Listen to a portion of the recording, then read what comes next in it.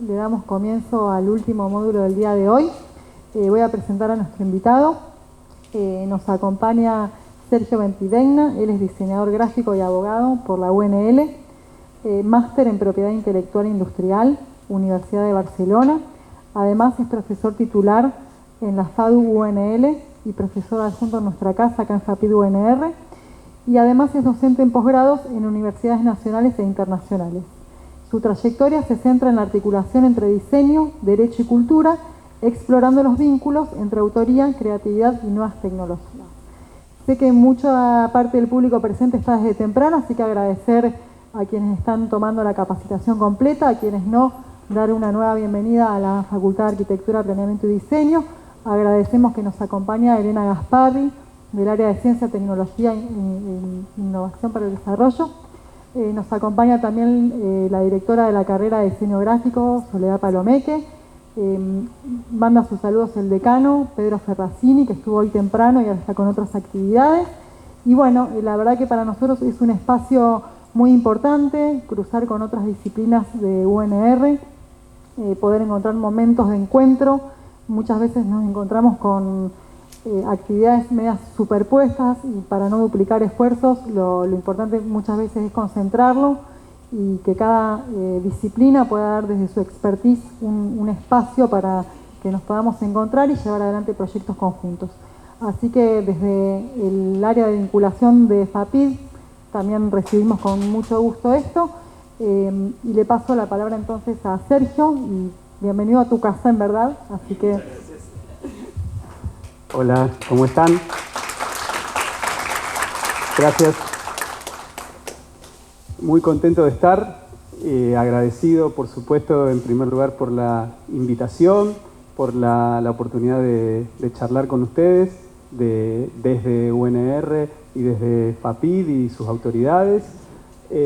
Yo me siento en ese sentido muy agradecido porque, como decía recién Sol, es una tarea esta que muchas veces encaro de tratar desde la multidisciplina que tiene mi background, al tener esta formación que escucharon como diseñador y abogado, intento trasladar eso al ejercicio profesional de las futuras generaciones de disciplinas proyectuales. Generalmente, las disciplinas proyectuales tienen una parte que no se visualiza tanto, que es la gestión del capital intelectual que van generando a partir de los propios proyectos que van realizando.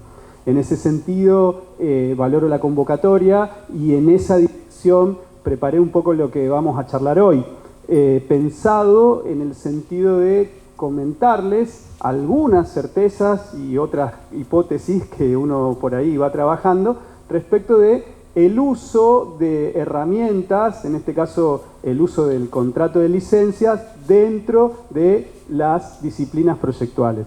Ese va a ser el encuadre sobre el que me gustaría conversar con ustedes.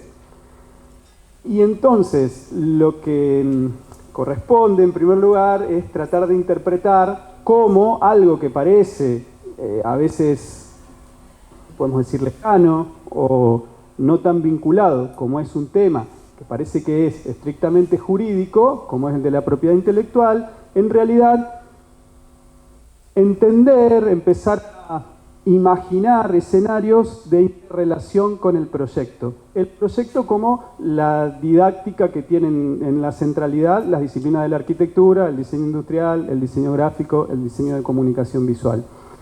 Entender que en el diseño tenemos hoy dos situaciones.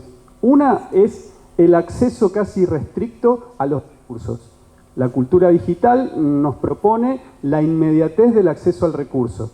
En esa inmediatez, que evidentemente es tradicional, no tiene fronteras, sabemos que hacemos clic acá y nos vinculamos con cualquier parte del mundo, se genera rápidamente una confusión en el hecho de que porque es inmediato y está accesible, pareciera que está disponible para el uso, disponible para incorporarlo a un proyecto. Ni hablar del, que no es tema de hoy, pero que sí obviamente nos está atravesando, que es el de la inteligencia artificial generativa, en todo lo que tiene que ver con la elaboración de contenidos propios del proyecto. Y en ese sentido, a mí me parece que como universidad, como cuna de quienes estamos muchas veces pensando algún tipo de articulación con el medio que favorezca una cultura de respeto, interpretar que reconocer la existencia de autores, que ¿quiénes son los autores? Los que han hecho todos estos recursos que están allá, me parece que es clave. Me parece que es clave que hoy charlemos, que hasta si podemos debatir, intercambiar, acerca de cómo tenemos que empezar a involucrarnos en el respeto por los autores. Y para eso también es interesante, lo hablo en relación a la experiencia en diseño, entender que muchas veces el diseñador está de los dos lados del mostrador, porque está muchas veces ocupando producciones de otros, quizás de manera no tan reflexiva, y cambia mucho la dimensión cuando el diseñador o la diseñadora se da cuenta que le empiezan a ocupar cosas propias. Vieron de que cuando pasa en carne propia parece que la experiencia nos da otro valor.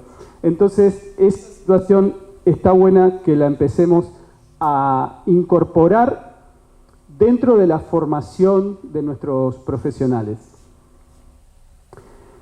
Yo como abogado tuve una etapa en la que formé parte del Poder Judicial de la Nación y entonces estaba en constante articulación con el litigio, la controversia, ¿no? Entre dos partes que no se ponen de acuerdo, la persecución penal en el caso de algún delito. Entiendo muchas veces que nuestros estudiantes o las personas que se dedican al proyecto creen que la cuestión de la propiedad intelectual va a venir a ser una prohibición, en el sentido de que te va a venir a poner unos límites que no te van a permitir el desarrollo de tu creatividad, que no te van a permitir que tu capacidad se vea realmente potenciada. A mí me parece que no es terreno de prohibiciones, sino que es terreno de posibilidades reguladas. Y en eso de posibilidades reguladas está qué podemos hacer, qué podemos usar de los recursos, cómo los podemos usar y bajo qué condiciones podemos ocupar los recursos que están, decíamos hace un momento, infinitamente disponibles. En ese sentido, la disciplina de la propiedad intelectual como rama del derecho es anterior al conflicto. Está siempre tratando de establecer posibilidades de regulación de conductas, que me parece que también es interesante verlo así, que no es esa parte de la abogacía que va a aparecer cuando sucedió algo, sino que está antes con una función de tutela. Y la palabra tutela quizás no queda muy jurídica para los que estamos solamente en la rama del diseño y lo podemos pensar como la cuestión de protección. Me parece que ese verbo de proteger es algo más interesante y más accesible en el lenguaje. Otra de las cosas que me parece a mí que es importante es ir incorporando a la disciplina proyectual otra esfera de profesionalización que es el manejo de los elementos legales. Los diseñadores estamos muy acostumbrados desde los softwares a trabajar por capas. Con Illustrator, Photoshop, trabaja por capas. Y uno muchas veces prende y apaga esas capas en función de lo que está realizando. En ese sentido me parece que hay que activar la capa de la responsabilidad profesional, que nuestros profesionales, nuestros diseñadores, tienen que tener como una herramienta la posibilidad de la gestión legal de su producción. Y en ese sentido me parece que desde las facultades o desde los espacios de formación contribuimos a el desarrollo de mejores ciudadanos. Cuanto más nosotros somos capaces de establecer una convivencia regulada, me parece que somos mejores ciudadanos. Y lo otro, que va unido, es nos ocupamos los diseñadores dentro de un proyecto de una etapa de investigación, siguiendo el método proyectual, una etapa de elaboración, una etapa que tiene que ver con, podríamos sintetizarlo mucho, con la estética, y otra etapa que tiene que ver con la técnica de ese proyecto. Y a veces nos olvidamos que hay otra etapa, que es la de las condiciones de uso del proyecto. Es decir, muchas veces olvidamos que el proyecto, si me permiten la metáfora, va a tener vida propia. Y que en esa vida propia va a estar por ahí distribuyéndose, y ahí es donde aparece con más potencia la idea de que en la circulación del proyecto tiene que haber una regulación referida a la propiedad intelectual. Entonces, me parece que podríamos como plantear esta posibilidad. La cuestión legal, que a priori la tenemos muy alejada desde el núcleo duro de la disciplina proyectual, en realidad puede formar parte del proceso creativo de antemano y del proyecto profesional una vez que lo incorporamos como herramienta. Hace un ratito charlábamos y hay un caso que es paradigmático, que aparece y que lo veo yo en el trabajo profesional que hago como diseñador y en el trabajo que hago como abogado, que es el siguiente. La elaboración de una marca, de un signo de identidad, tiene como característica muy fuerte la presencia del diseño para ver cómo termina siendo esa marca. En numerosas oportunidades esa marca no puede pasar al uso. ¿Por qué no puede pasar al uso? Porque no se tuvo en cuenta el aspecto legal para poder registrar esa marca. No se tuvo en cuenta la capacidad distintiva que tenía que tener esa marca. No se tuvo en cuenta en el proceso de naming si la marca realmente iba a indicar la calidad del producto o del servicio, y nos encontramos con un gran esfuerzo de proyecto que después no puede ser llevado a la práctica.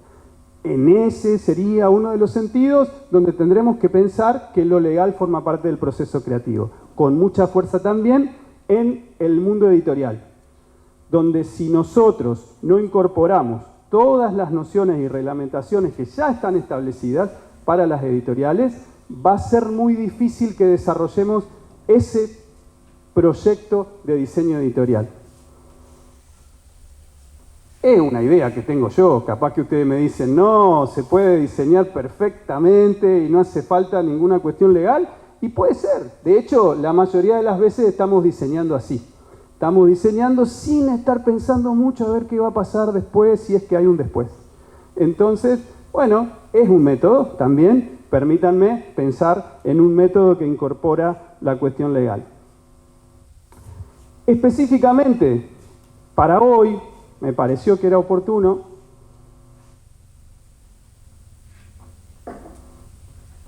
charlar sobre un aspecto de la propiedad intelectual que, como la mayoría debe saber, tiene dos grandes ramas o una gran división, que por un lado nos queda la propiedad industrial y por otro lado el derecho de autor.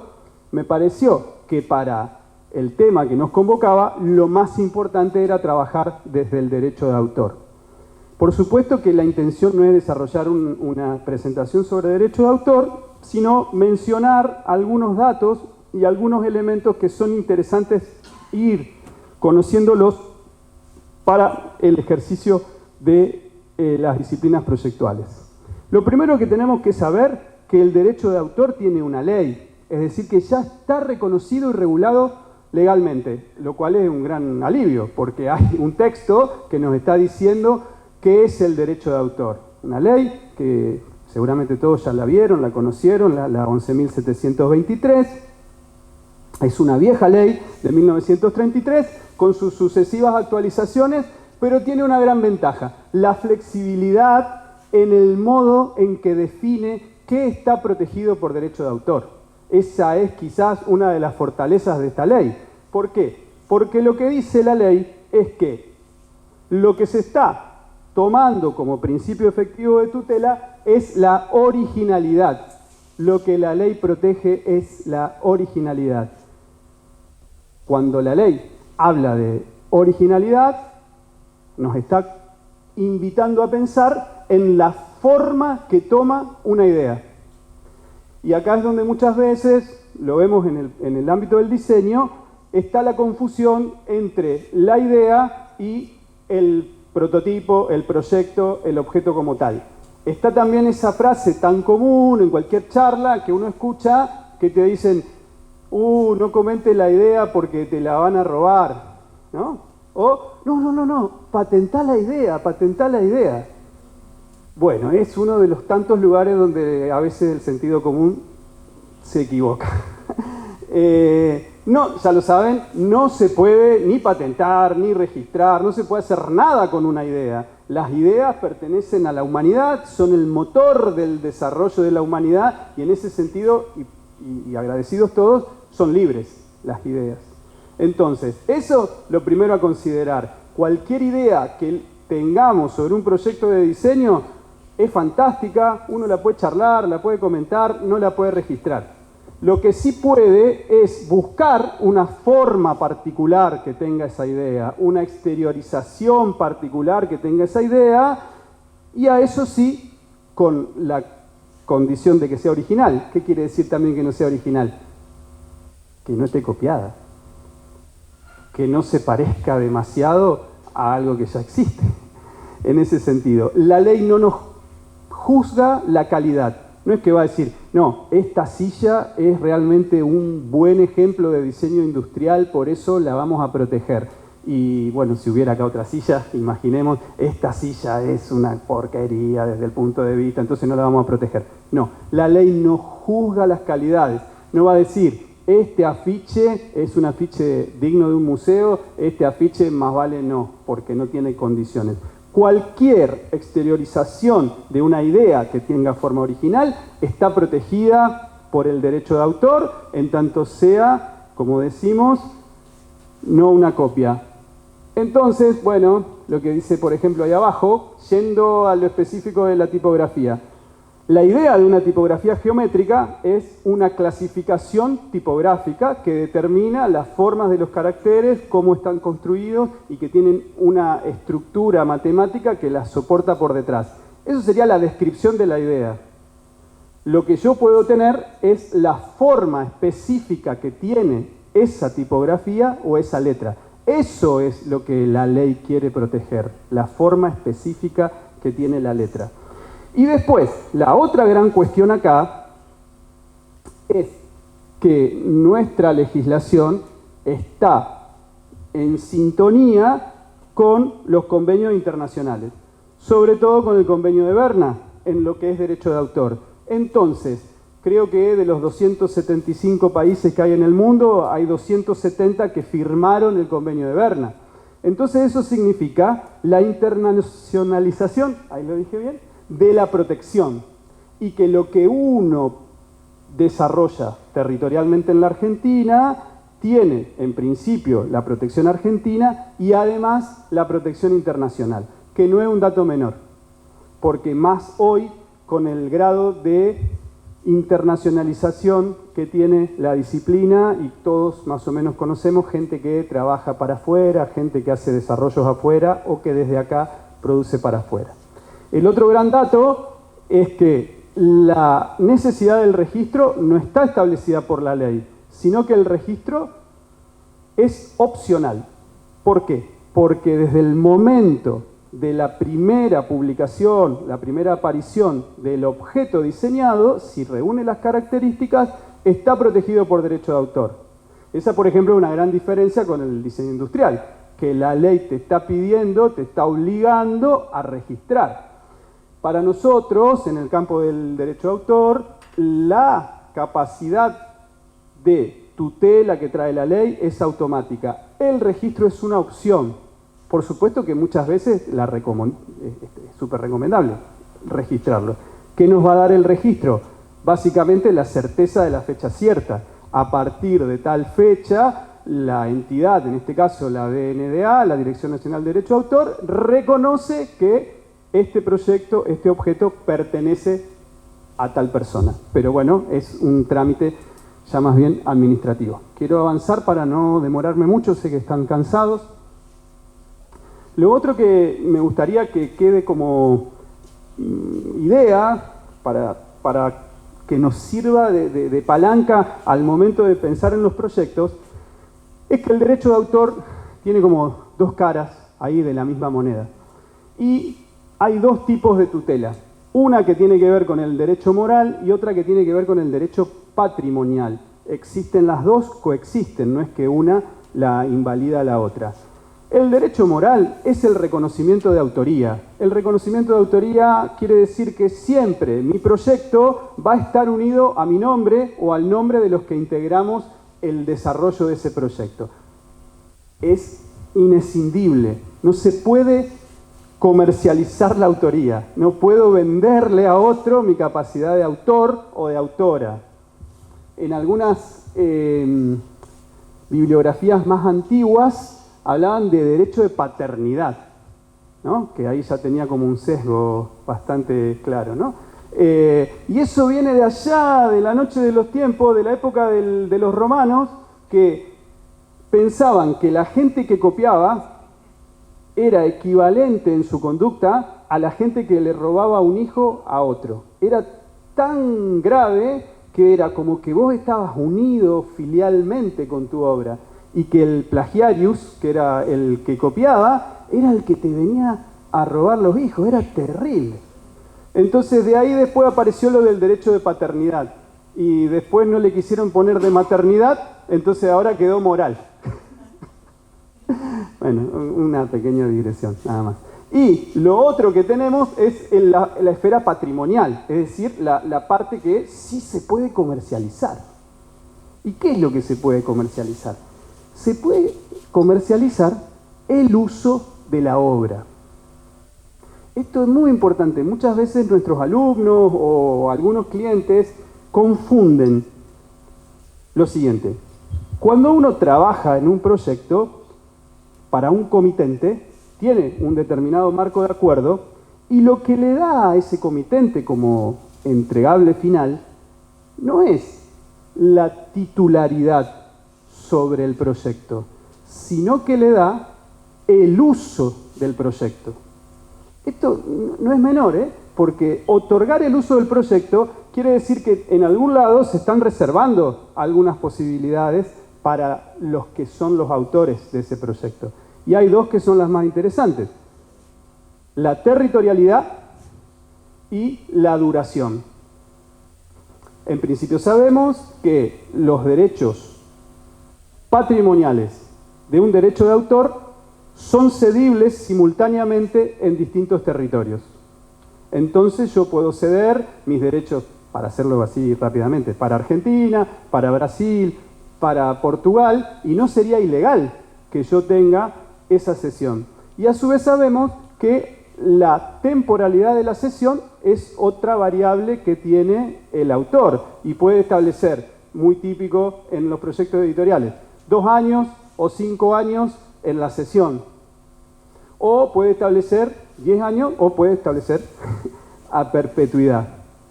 Lo interesante también en este sentido, la norma es supletoria. Y si uno no determina la duración ni la territorialidad, se entiende que cede por todo lo máximo que podía ceder. Entonces cede para todos los territorios, digamos todos los países, y por todo lo que dura la protección del derecho de autor. Entonces por eso siempre, cuando hablamos, recomendamos en algún lugar formalizar la entrega del proyecto y ahí colocar una cláusula que tenga que ver con esto. Porque es el valor económico fundamental que tiene el proyecto. Se ve con claridad esto de la posibilidad de ceder distintos usos de la obra, quizás en un ejemplo que tenga que ver con el mundo editorial. Vamos a suponer, un autor establece una relación con una empresa editorial donde le cede los derechos para la publicación en la Argentina. Mañana la misma obra va a ser traducida al inglés. Y lo puede hacer el autor sin entrar en colisión legal porque está dentro de sus facultades. Mañana la obra va a ser adaptada a una película y puede nuevamente ceder los derechos de adaptación. mañana, y así se van sucediendo derechos que no se anulan, sino que se superponen. Entonces, esto es interesante pensar la gran posibilidad que se abre al momento de ceder. Entonces, para la cesión hay un instrumento que es la licencia de uso. La licencia de uso es el formato en el cual un autor, una autora de un proyecto de diseño le da la autorización, entre comillas, a otro o a otras para que utilicen eso. Al ser una licencia y al ser en su naturaleza un contrato, lo que existe, creo que más o menos todos lo sabemos, es la libertad en los contratos. Mientras uno, dentro de lo que dicen las buenas costumbres y la ley, se pone de acuerdo, hay infinitas maneras de organizar una licencia, infinitas maneras de organizar un contrato. Lo que sucede, en definitiva, que lo que hay es un permiso. Muchas veces la palabra permiso, entre los que están del lado del diseño, es más entendible que la palabra licencia. Es como decir, bueno, te doy permiso. ¿Permiso para qué? Para esto, para lo otro, para lo otro. Siempre es bueno entenderlo así. Es como que yo estoy en un lugar que puedo decirle a otras personas, tenés permiso para hacer tal cosa. Para hacer esto no tenés permiso. Es el marco de referencia. Entonces, en el caso de las tipografías, que como ya sabemos, las tipografías son una parte fundamental que integra los proyectos de diseño, hay toda una construcción teórica y práctica sobre cómo se organiza el uso legal de las tipografías. Y acá permítanme un pequeño paréntesis. Muchas veces los diseñadores, en conversaciones así, llegamos a la conclusión de que pertenecemos a una disciplina casi invisible, ¿no? Que la gente no ve muy bien qué es lo que está haciendo el diseñador, sino que ve el objeto terminado, no valora, a veces hasta uno se embronca cuando, qué sé yo, te dicen, ¡ay, qué lindo papel! Y no era lo importante el papel, sino el proceso de diseño que había ahí. Y creo que con la tipografía hay una doble invisibilidad. Casi nadie se pone a pensar que las tipografías que utilizamos son el resultado de un esfuerzo, el resultado de un pensamiento y de mucho saber acumulado que por alguna razón va decantando en distintas familias tipográficas. Eso invisibiliza lo que ya está invisible. Nos da la sensación de que es como que la tipografía fuera un árbol, que estuviera ahí público y que, no sé, veámoslo acá, está lleno de manzanas y cada uno va y se agarra una manzana, se agarra una manzana. No, el árbol es de alguien lo plantó, alguien lo cuidó, es el resultado de un esfuerzo. Con la tipografía pasa eso y cierro el paréntesis. El contrato de licencia, entonces, lo que establece es qué puede hacer un usuario, en este caso pensemos al diseñador o a la diseñadora como usuario, con qué condiciones se puede ocupar el recurso disponible. Entonces, vale aclarar que por qué hablamos de la tipografía dentro del derecho de autor. Porque para el entendimiento de la ley, lo que nosotros vemos en pantalla, porque claro, ¿no? Ya no tenemos más la tipografía de plomo como teníamos antes, los tipos móviles. Quedarán así como algunas cuestiones más casi experimentales, nostálgicas, pero todas las tipografías están accesibles mediante recurso digital. Entonces, lo que nosotros vemos en pantalla en realidad es una escritura de código de un lenguaje de computadora que está atrás, que lo que permite es ese trazado de glifo, esos remates. Entonces, con buen criterio, me parece a mí, se puede charlar, la tipografía está considerada un software. Y el software está considerado una expresión del derecho de autor. Por eso entonces la colocamos acá adentro. Y el formato típico, no quiere decir que no haya otros, pero es la forma típica, al ser un software, es la licencia de usuario final, el modelo típico de intercambio entre el diseñador de la tipografía, la fundidora, ahora lo vamos a ver en detalle, y el usuario final. creo que después lo vuelvo a aclarar, ahora no me acuerdo si lo puse o lo saqué. ¿Quién es el usuario final en este acuerdo? No es el cliente, es el diseñador o la diseñadora. Eso también recordarlo y tenerlo como presente. ¿Quién es el que recibe la licencia? El profesional o el estudiante de alguna disciplina proyectual. El cliente no interviene en la relación que se establece por la licencia. ¿Cómo vamos de tiempo? ¿Me apuro un poquito? Bueno, entonces ahora menciono los formatos de licencia más habituales que vamos a encontrar en el universo del uso de tipografías. Una de las más comunes es la licencia de escritorio. ¿Qué es lo que te permite a vos como diseñador? Te permite instalar la familia de la fuente en tu computadora. Muchas veces esa licencia, si es corporativa, se descarga y se establece una cantidad de computadoras que pueden tener la licencia de la tipografía. Por supuesto, a más computadoras varía el precio. Lo importante, que muchas veces nos olvidamos, no se puede compartir la tipografía con el cliente. ¿Por qué? Y porque la licencia dice solamente que vos la descargás para usar en tu computadora. Sí podés trabajar con esa tipografía. ¿Escuchas con esto? Sí. Sí podés trabajar con esta tipografía, pero no la podés entregar en el archivo final. El cliente no puede tener acceso a editar esa tipografía. Bueno, si tiene acceso no se va a terminar el mundo, pero va a estar en colisión con la licencia. Y de esto es lo que hablábamos hace un rato, ¿no? De esa cultura de legalidad. Vamos a ser mejores profesionales si empezamos también a respetar estas líneas. Otra de las licencias típicas es la licencia web. Yo puedo tener, esto no, creo que no lo dije, lo digo ahora, estas licencias no son excluyentes, al contrario, son acumulables y en la práctica de la disciplina es necesario quizás acumularlas.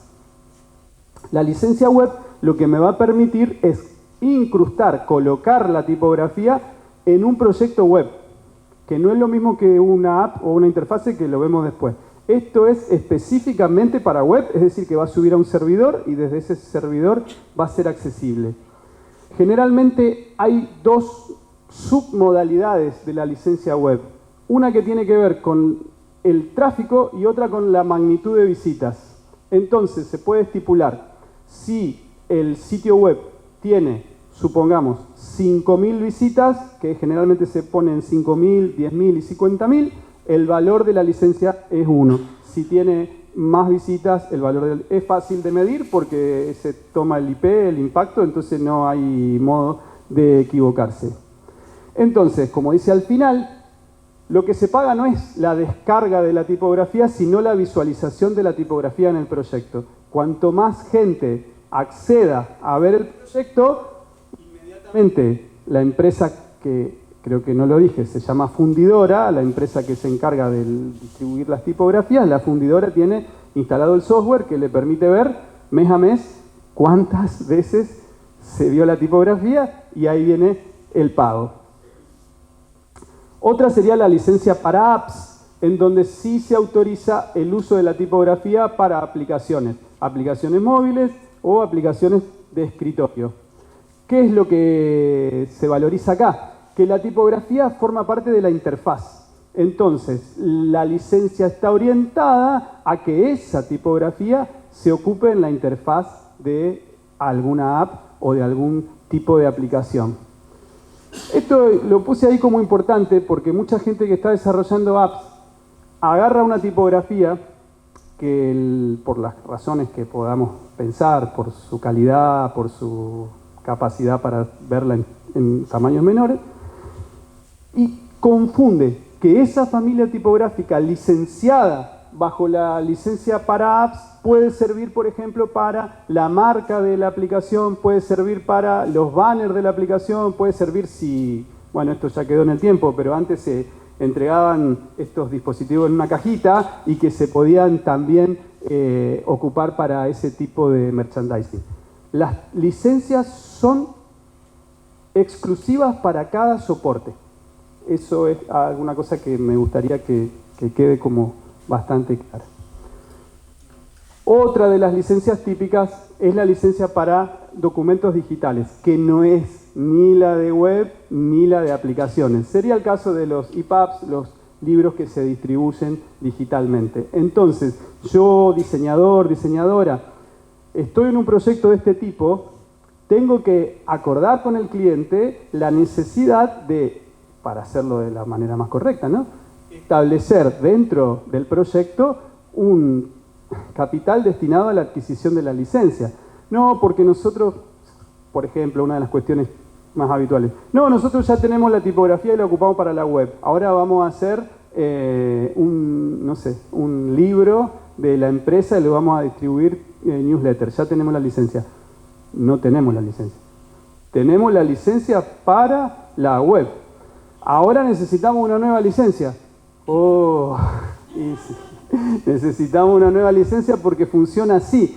Esto tiene que ver con lo que dije hace un rato. Los permisos, te doy permiso para esto. Por supuesto que uno puede agarrar y tomar todas las licencias juntas. No suele pasar porque no, es muy raro que tengamos un proyecto que abarque todos los soportes.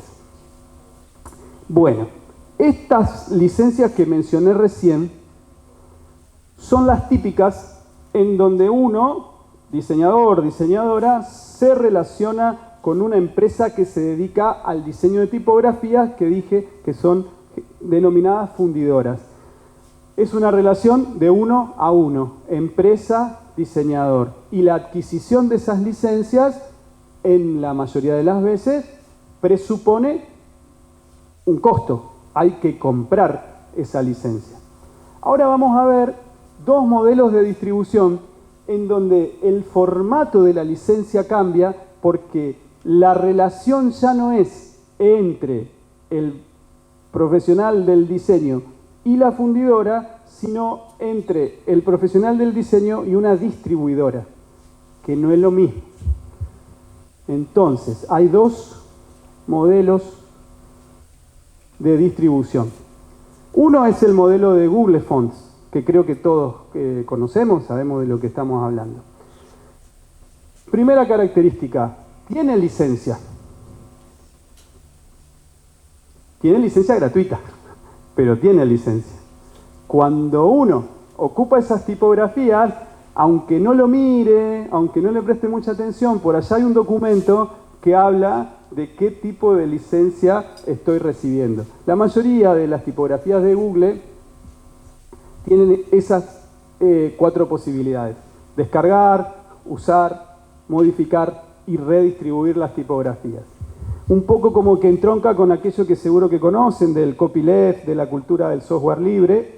De ahí viene la metodología de Google, que pone, seguramente quizás no lo notaron tanto, pero pone en consideración una tipografía, se descarga y hay una colaboración de otras personas que sobre esa misma tipografía intervienen y realizan una nueva versión o una nueva tipografía. Es un proceso colaborativo y Google lo presenta así, habría que ver horizontal. No sé si es tan horizontal, pero tiene la enorme ventaja y atractivo, una, que las fuentes están curadas, es decir, que ahí atrás hay gente, personas, equipos que realmente saben de tipografía. No es lo mismo que DaFonts, conocen DaFonts, que es como otro repositorio gratuito y puede haber cualquier cosa, hablando así de manera académica. En cambio, en Google Fonts hay un trabajo de selección de las tipografías y la selección está puesta en la calidad. Entonces, claro, es muy interesante. Y a su vez, es de licencia abierta y gratuita. Y a su vez se puede ocupar una tipografía que uno descarga en cualquier tipo de soporte. Lo puedo aplicar en soporte digital o en soporte analógico. Ven que va como en contra de lo que dijimos antes, que era para cada uso una licencia. Acá la licencia es súper amplia y a su vez la otra gran, me parece, ventaja es que permite el uso comercial de las tipografías. Es decir, que no solamente estaría para un ámbito educativo, académico, sino que Google te otorga la posibilidad de que vos trabajes y comercialices esa tipografía. Ahora, vamos a comparar esta cuestión de la posibilidad de descargar e instalar. Google te deja bajar los archivos de la tipografía y colocarlos en algún dispositivo físico que vos tengas o en un drive que vos tengas. Digamos, accedes al servidor de Google y te descargas los archivos de la tipografía. Eso también es otra gran característica. ¿Y los archivos dónde están? Los archivos están en los servidores de Google. Entonces, si uno eventualmente, para un trabajo web, no quiere descargar la tipografía, lo coloca en el header, en el primer HTML, que lo vaya a buscar al servidor de Google, a la tipografía que va a utilizar en la web. Fantástico, porque los servidores de Google son como lo más top que nos podamos imaginar y siempre va a estar ahí accesible la tipografía. Así que bueno, eso me parece que funciona bien. Acá pongo un ejemplo nomás. Decir que hay dos tipografías súper conocidas, que son Roboto y Lato, que se podrían ocupar para cualquier característica de un proyecto. Identidad visual, app, web, dice ahí. Y no hay que pagar ninguna licencia adicional. ¿Qué sería lo que sí tendríamos que hacer? Recordar algo. Google te pide en la licencia, allá en un costadito,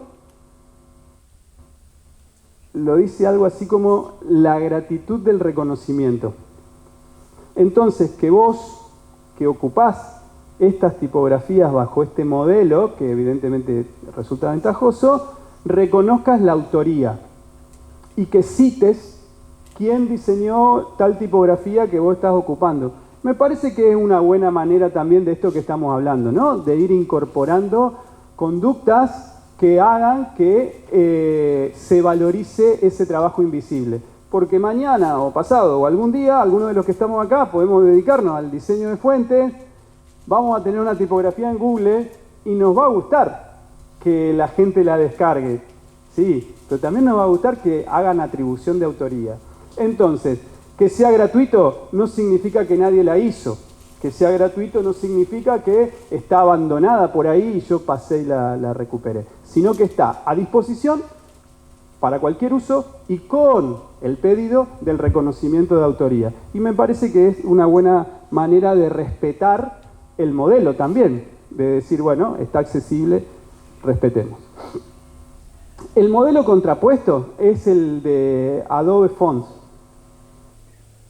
Me voy a hacer un poquito de agua.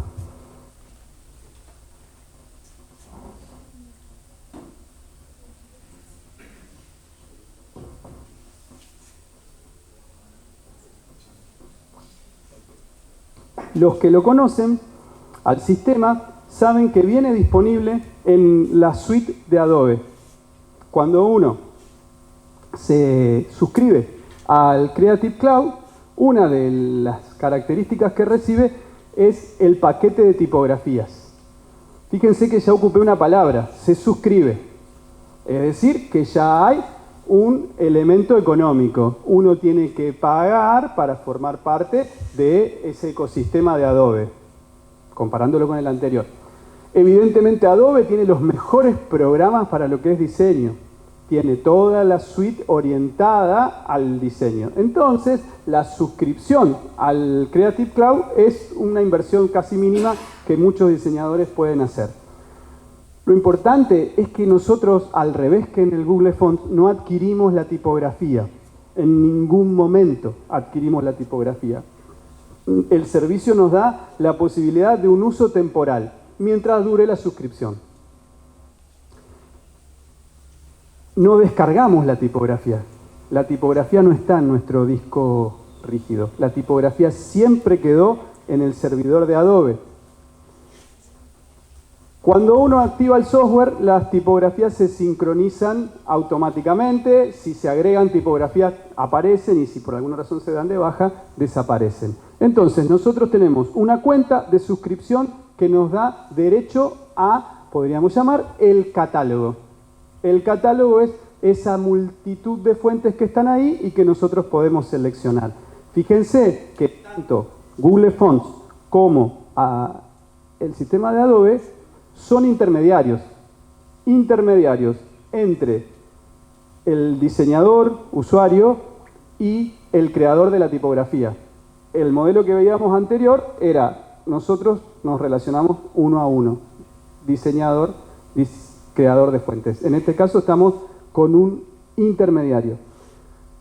Como dice el texto, cuando nosotros por alguna razón se nos cae la suscripción, dejamos de tener acceso a esas tipografías, porque en realidad nunca las tuvimos, solo tuvimos la posibilidad de usarlas sincronizadas. ¿Eso qué desventaja nos va a tener? Que las tipografías van a quedar convertidas a curva, si las tenía convertidas a curva, y si no, las voy a tener que suplantar por otras. ¿Cómo le va? Muy bien. Las voy a tener que suplantar con otras porque no tengo más acceso al catálogo. Entonces, para poner un ejemplo, vamos a suponer que una editorial encarga 2 libros. El diseñador o la diseñadora los va a maquetar en un programa de la suite, que es el InDesign. Entonces va a tener acceso a esas 2 tipografías que están ahí como ejemplo nada más, que forman parte del catálogo. Bueno, va a ser esa la selección que hiciera. Entonces, ¿a qué le va a dar derecho en términos de licencia la posibilidad de tener el Adobe Fonts? Va a poder entregar el PDF final a la imprenta, obviamente que tiene uso comercial, pero lo que no puede hacer es entregar la tipografía. ¿Por qué no puede entregar la tipografía? Porque no la tiene en realidad, lo único que tiene es la suscripción de uso, entonces nadie puede hacer algo sobre lo cual no dispone. Pero es un error que a veces aparece en las consultas. Yo le entrego el editable al cliente, en este caso la editorial sería el cliente, el editable sería el archivo con la posibilidad. No, yo diseñador digo, ¿no? Entrego el PDF final. Adobe Fonts me deja que yo incruste la tipografía, pero no me deja que yo, vamos a suponer, le haga la entrega del proyecto digital en una carpeta y en otra carpeta le haga la entrega de la tipografía seleccionada. Esto también muchas veces trae algún tipo de conflicto en los proyectos de identidad. Algunos colegas diseñadores y algunos clientes tienden a pensar que porque ocuparon la tipografía para la denominación del logotipo, la tienen disponible para todos los elementos de supongamos, la empresa, el proyecto para el cual trabajaron. No sería técnicamente así. No está disponible. ¿Por qué? Por lo que dije hace un ratito. No está permitido por la licencia. Ahora, después si uno lo hace, no lo hace, ya es harina de otro costal. Pero lo que estamos tratando de poner acá, como dije hace un rato, es la construcción de algún esquema de buenas prácticas. Entonces, una de las recomendaciones que me gusta hacer también, como algo que se puede conversar, es que, es importante formalizar la relación cliente-diseñador en los proyectos. Una de las formas que tiene nuestra comunidad de formalizar es dejar por escrito los acuerdos, que tienen el nombre de un contrato. Muchas veces parece que el contrato es una palabra muy grande para un proyecto. Yo creo que no, que hay distintas envergaduras de proyectos, distintas envergaduras de contratos. Pero siempre es interesante dejar por escrito algunas pautas. Por supuesto que los contratos para ser válidos tienen condiciones de validez, que no es el momento ahora de hablarlos, pero sería interesante incorporar entre los elementos que conforman ese contrato algún tipo de mención a la cuestión de las tipografías, para dejar establecido el marco de intercambio que se está produciendo con el uso de la tipografía. Y ahí simplemente hay una enunciación, que puede ser otra, pero donde lo que queda claro es que el diseñador de uso, el derecho de uso sobre el servicio de Adobe, pero que no transmite derechos sobre esas tipografías. Para dejar como un pequeño mojón ahí escrito respecto de el uso de Adobe. Eso en general y a grandes saltos, la cuestión del manejo de las licencias tipográficas. El otro elemento habitual que forma parte de la galería de posibilidades de un proyecto de diseño es el recurso de las imágenes, ¿no? Y las imágenes también tienen su modalidad de ordenarlas dentro de unos esquemas de licencia. Repetimos para que quede claro, las imágenes en cualquiera de sus manifestaciones, ya sea analógica o digitales, fotográficas, dibujos, collage, etcétera, etcétera, al igual que las tipografías, están protegidas de forma automática. En este caso la ley no las reconoce como un software, sino que las reconoce como una obra. La palabra obra tiene otra significación y está más orientada a la construcción de un objeto que lleva implícito un signo de originalidad. Entonces, la enunciación que hace la ley, estoy hablando de la 11723, es enumerativa y da una serie de ejemplos de posibles obras que van a ser tuteladas por derecho de autor. La ley de 1933 ni sabía que iba a existir el render, ni sabía que iba a existir el diseño, pero sí propuso condiciones para que esos objetos, proyectos finales de estas disciplinas sí puedan estar dentro de la ley. Y sobre esto no hay ni controversia, no es que hay media biblioteca para un lado, media para el otro. Es absolutamente de opinión generalizada. No es que se van a encontrar con algún tipo de divergencia. Lo mismo para la protección internacional. Las obras como estas, de protección automática, opcionalmente también se pueden registrar, inmediatamente entran en el terreno de la protección internacional. Hay 3 categorías, para enunciarlo de algún modo, de obras que se pueden incorporar al proyecto de diseño. Una, la obra propia. Soy yo el que hago la foto, soy mi equipo, junto con nuestro equipo hacemos el collage, juntos diseñamos la imagen de lo que nos estamos imaginando. Entonces, al ser una creación original, el diseñador o el equipo es autor y titular de los derechos al mismo tiempo. Entonces, lo unimos con eso que dijimos hace un rato, la faz patrimonial y la faz de la esfera moral. Nos interesa de nuevo la parte de la titularidad, porque al ser titular voy a poder ceder, voy a poder, como dije, también la palabra está, permitir, voy a dar permiso. Por otro lado, sería otra posibilidad los bancos de imágenes comerciales, que los conocemos todos. ¿Qué es lo que nos permiten los bancos de imágenes comerciales?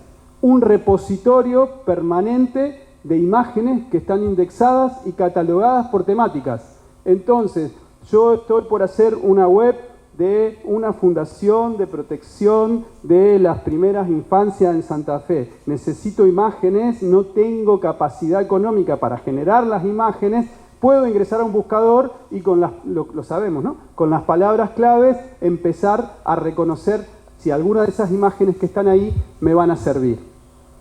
Todas esas imágenes tienen esta particularidad.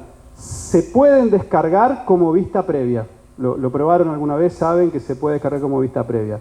Esa descarga en vista previa es de baja calidad y está intervenida generalmente con un filtro o con una marca de agua o con unas tipografías que no permiten verlo bien a lo que está representado ahí. ¿Cuál es su objetivo? Poder probarla en el proyecto y, a su vez, poder establecer el diálogo con el cliente o con el comitente. Mira, existe la posibilidad de manejar estas imágenes, el concepto que las imágenes trasladan es oportuno para el proyecto, vamos a tener que comprar la licencia. Esa sería la conversación. Hay también los que se dedican a sacarle la marca de agua, a borrarle porque los hay.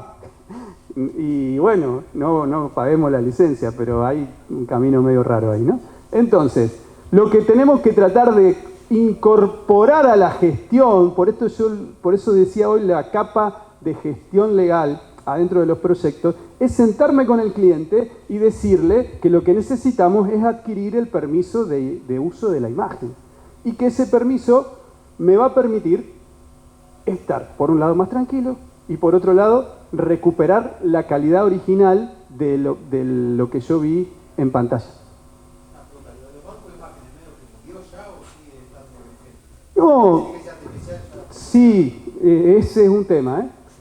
Creo que el banco de imágenes pago puede ser que se está reconfigurando. El banco de imágenes gratuitos, tipo Amplash, ¿conocen? Me parece que todavía tiene una calidad en la curaduría de las imágenes que permite utilizarlas en proyectos. No quiero meterme en la inteligencia artificial porque nos vamos para otro lado, pero si quieren charlamos, no hay problema. Si modificamos una imagen que tiene marca de agua, ¿hay una autoría nueva ahí? Y yo creo que no, Pedro, porque si lo que hiciste fue sacarle la marca de agua... No. Una intervención, más allá de la marca de agua, una intervención. Sí. Mira, en esto mis colegas abogados te dicen, depende de la casuística. Depende del caso particular para analizar. Porque, ¿qué pasa? La ley de propiedad intelectual tiene un buen criterio para decir hasta cuándo se puede, lo que se llama en doctrina, la cita, ¿no? Hasta cuándo se puede citar y después de un determinado andarivel pasa a ser una copia. Entonces la ley te dice, en música, 2 compases son una cita. 3 compases ya es una copia. Después te dice, creo que 4.000 palabras en una obra escrita, capaz que no es 4.000, pero creo que sí. 4.000 palabras es una cita. 4.001 es una copia. Perfecto, porque te da parámetros. Claro, hasta acá. Vamos a la producción de obras visuales. ¿Qué dice la ley? Quedará a criterio del juez determinar la cantidad de elementos recuperados sobre la obra original. Entonces, imaginemos, hay indicadores para ese criterio. Son buenos. 1. La documentación del proceso de elaboración de la imagen nueva. Si vos tenés imagen original y tenés una intervención que fue haciendo que esa imagen vaya configurándose formalmente de otro modo o vaya estableciendo un relato narrativo diferente y eso está un poco unido a lo que conocemos como el proceso adentro del proyecto, me parece que ahí ya habría autoría. Ahora, si nosotros tenemos la imagen trasladada, girada y colocada de vuelta, me parece que ya estamos más cerca al plagio. Me parece. Sería, por supuesto que sería bueno, o no sé, que hubiera un parámetro. Te cuento un ejemplo de la arquitectura. Cuando yo trabajaba en el Juzgado Federal, un arquitecto demanda al Estado Nacional por los planos de los proyectos de vivienda social, tipo Invico, en ese lugar se llamaba Invico. El tipo reclama y dice, no me reconocen mi vínculo de autoría con el proyecto. Soy yo el que hizo esta tipología de casa y soy yo el que diseñó la complejidad del proyecto. Y cuando el proyecto se ejecuta, no aparezco. Y soy yo. Bueno, del otro lado el Estado le dice, no, esto lo creó el equipo de arquitectos de la dependencia tal, entonces usted está reclamando algo que no tiene sentido. ¿Por dónde este arquitecto consiguió el reconocimiento de la autoría? Con todo lo que era la documentación del anteproyecto. Tenía desde los primeros bocetos a todo el proceso. Entonces era indudable que el resultado final era consecuencia de toda la labor de creación y en ese sentido de dirección intelectual que él había hecho. Entonces siempre es interesante vincular proceso con resultado. No sé si sirve como respuesta. Es un parámetro determinante. ¿En qué momento, como si lo explicaste con usted? No, no hay. En la imagen no. Sí.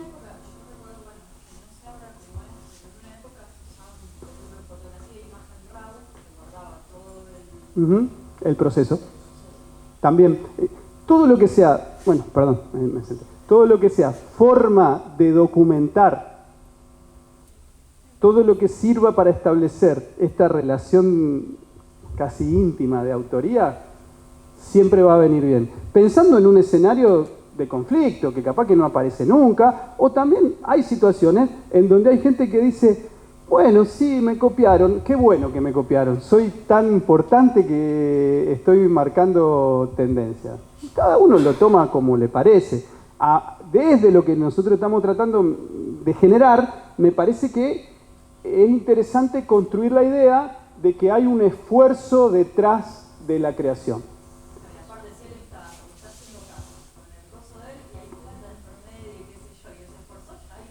Sí, sí, sí. Sí, pero vos fíjate que era un caso raro porque no reclamaba una indemnización.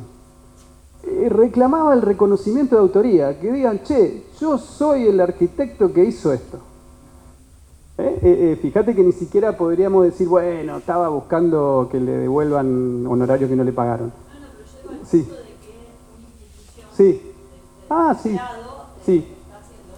No, sí, bueno, ejemplo, no es el lugar ni el momento de contar ejemplos, porque de esto hay un montón. De lo privado, del Estado. Por eso también es interesante. Sí, claro. Sí. Sí. No, es que yo creo que estaba bien encarado, porque no era al menos eso. Era, soy el autor. Del otro lado, igualmente. Sí, bueno, finalmente lo consiguió porque hubo sentencia. Bueno, nos fuimos por la rama, pero viene bien. Ya vamos a ir cerrando para que no se nos haga tan largo. En las licencias comerciales hay dos tipos de licencia. La estándar, que es equivalente a las licencias que hablamos de tipografía por soporte. Entonces yo bajo una imagen para web, bajo una red, para redes, para impreso, para lo que sea. Y después la licencia extendida, que permite el uso comercial amplio. El error típico que suele suceder dentro de los proyectos de diseño, bajo la imagen para colocarla en un folleto. Después, ya que estamos, la ocupo en el banner. Ya que estamos, la ocupo en la gigantografía en la puerta del edificio. Ya que estamos, lo ponemos en la gráfica vehicular para hacer el reparto. No estaría bien, porque la licencia es para el uso determinado. Uno lo puede adquirir, entonces, si sería ese el caso, una licencia extendida. Y las licencias también tienen una duración. Bueno, hablábamos de los bancos de imágenes no comerciales. Trabajan bajo la modalidad de la licencia Creative Commons, que es probable que la hayan escuchado mencionar. Creative Commons es un formato de licencia que a mí me parece que tuvo tanta difusión porque analizó un aspecto que es interesante y sobre el cual todavía estamos en plena etapa de construcción, que es esta cuestión. El derecho de autor tradicional dice que el autor tiene la exclusividad y la exclusión. ¿Qué quiere decir? Que exclusivamente hace lo que quiere con su obra y puede excluir a todos, si quisiera, del uso de su obra. ¿Qué pasa? Cuando yo subo las cosas a internet o cuando la pongo en una red, la exclusión se me murió, porque ya le puedo decir a nadie que no la descargue, que no la ocupe, le puedo poner marca de agua, le puedo poner lo que quiera, pero si hay del otro lado una voluntad de apropiarse, la va a llevar adelante igual. Entonces, eso es como una realidad fáctica, sucede así. Todavía la legislación tradicional de derecho de autor se está acomodando ahí. Entonces, la gente de esta pertenece a un instituto de la Universidad de Stanford en Estados Unidos, dijo, bueno, vamos a reconocer que la obra va a ser utilizada y que el autor no va a tener ningún tipo de control sobre cómo se va a utilizar esa obra. Entonces, lo que ellos proponen es un sistema de 4 características para el uso. Ya no sé si me explico, ya dan por descontado que la foto o lo que sea la va a ocupar otra persona, la va a descargar. También es para textos, seguramente han visto que hay muchos textos disponibles bajo esta modalidad. Entonces, tomando eso como presupuesto, establecen 4 opciones. Las 4 opciones se pueden utilizar con una condición. La primera siempre tiene que estar presente, y es la de atribución. La de atribución es, si hacemos así, un paralelismo, es el derecho moral. La atribución es que siempre aparezca el nombre del autor. Entonces, la condición de validez de la licencia Creative Commons es la atribución, que siempre esté vinculado al nombre del autor. Es uno de los, a veces, por desconocimiento, por apuro, por lo que sea, las personas se bajan una imagen y dicen, es Creative Commons, es libre de derecho, ya está, la vamos a poner ahí. Sí, pero esperá, reconoce la autoría. Decí esta obra, esta tipografía, este texto es de fulano de tal, porque fulano de tal no te va a venir a pedir ningún tipo de regalías, no te va a exigir un derecho sobre la copia, sino que lo que se busca es preservar este vínculo de autoría. Y después están las 3 opciones que pueden ser de a una o se pueden intercalar. Una es comercial o no comercial. Muchas veces se descarga una imagen y la licencia es comercial, o no, es no comercial, solo la puedo ocupar para fines educativos. La otra es sin obra derivada o con obra derivada. Eso quiere decir que se permite modificar o no se permite modificar. Un poco ahora, justo que se fue Pedro. Si estuviera bajo licencia Creative Commons con la posibilidad de modificar, se diluye la discusión de si hay plagio o no hay plagio, porque ya fue autorizada la posibilidad de modificar. O al revés, no está autorizada. Vos lo descargás y lo tenés que ocupar así como lo ves. Y esa sería la opción de compartir igual. Así como está, yo se la puedo, entre comillas, prestar a otro. Se la puedo volver a compartir. La traigo a mi esfera de dominio, digamos, la puedo volver a compartir o no. No la puedo volver a compartir. Bueno, ese es el esquema de Creative Commons muy utilizado para las imágenes. Y vamos a ir terminando con el tema de la responsabilidad profesional. El diseñador en sus proyectos tiene una faceta que muchas veces también se nos pasa desapercibida, que es la de la garantía de los elementos que se incorporan. Uno es garante frente al cliente o al comitente de 2 cosas. De la originalidad, es decir, que uno está implícitamente diciendo que no lo copió, y por otro lado, de que los elementos que forman parte del proyecto cuentan con las licencias correspondientes. Puede ser que sea licencia gratuita, pero conviene decírselo al cliente y decírselo a uno mismo, diseñador, diseñadora. Che, yo tengo un elemento también adentro del proyecto que es la garantía de originalidad. En algunos casos, y viéndolo un segundo desde un aspecto más jurídico, hay una responsabilidad solidaria. Y entonces pudiera, y hay ejemplos, en donde se ha demandado a la empresa o a la institución por alguna infracción en el uso de los elementos que están ahí. Y la empresa dice, hey, vos que sos el diseñador o la diseñadora, vení porque vos sos responsable de esto. Vos formás parte de esto. El caso más paradigmático quizás de todos es el de los diseñadores que hicieron la interfase de los Boeing, no me acuerdo si 737 o 747, que tuvieron una serie de accidentes importantes. Obviamente ya sabemos toda la cuestión de indemnización que hay atrás de los accidentes de avión. Las juntas de investigación como que concluyeron que la interfase llevaba a que la lectura de esas tipografías que están en la interfase fuera errónea. Y que entonces, por eso los pilotos se equivocaban. Y ahí le dijeron a los diseñadores, bueno, vengan y expliquen acá qué es lo que está pasando. Me fui por la rama de vuelta. Pero lo importante es reconocer en nuestra práctica profesional que garantizamos la integridad de los elementos que se ocupan en el proyecto. Bueno, lo que acabo de decir, que es responsable, documentar, que ya lo hablamos, documentar todo el desarrollo del proyecto, y que sería interesante la cláusula de garantía incluirla dentro de los proyectos cuando uno entrega el proyecto. Me parece que documentar y organizar algún tipo de acuerdo de entrega le da un carácter de herramienta profesionalizante a la disciplina, que por ahí los diseñadores somos como más desordenados, vamos a decir así.